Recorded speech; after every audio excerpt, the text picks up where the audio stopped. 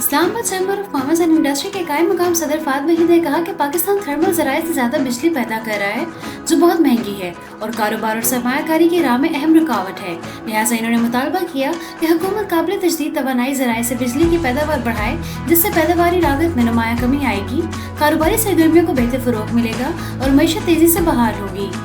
انہوں نے کہا کہ بجلی کی قیمت میں بے تحاشا اضافہ کرنے کے باوجود تھرمل پاور پر زائد انحصار کی وجہ سے ملک کا گردشی قرضہ 30 جون 2023 تک بڑھ کر 2.30 کھرب روپے سے تجاوز کر گیا ہے جو تشویشناک ہے۔ بجلی کی کل پیداوار میں قابل تجدید توانائی کا حصہ بڑھانے سے نہ صرف صنعتی شعبے کو سستی بجلی ملے گی بلکہ تیل کی درآمد پر اربوں ڈالر خرچ کرنے کی بچت ہوگی اور کاربن کے اخراج میں کمی سے صحت مند ماحول کو فروغ ملے گا۔ ان خیالات کا اظہار انہوں نے وفاقی وزیر توانائی محمد علی سے ملاقات کے دوران گفتگو کرتے ہوئے کیا۔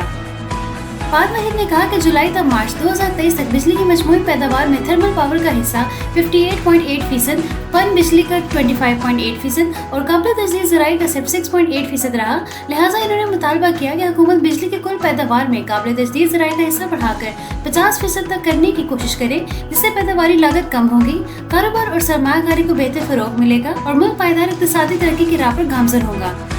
انہوں نے کہا کہ عالمی بینک کی ایک رپورٹ کے مطابق پاکستان نے صرف 0.071% رقبے کو شمسی توانائی کی پیداوار کے لیے استعمال کرنے سے پاکستان کی بجلی کی موجودہ طلب پوری ہو سکتی ہے، لہٰذا انہوں نے اس بات پر زور دیا کہ سستی توانائی کی اس غیر استعمال شدہ صلاحیت سے فائدہ اٹھانے کے لیے تمام ممکنہ اقدامات کیے جائیں۔ وفاقی وزیر توانائی محمد علی نے اس موقع پر بات چیت کرتے ہوئے انہیں یقین دلایا کہ حکومت سستی بجلی پیدا کرنے اور کاروباری طبقے و عوام کو مہنگائی کے مسائل سے بچانے کے لیے قابل تجدید توانائی ذرائع سے بجلی کی پیداوار بڑھانے پر توجہ دے رہی ہے۔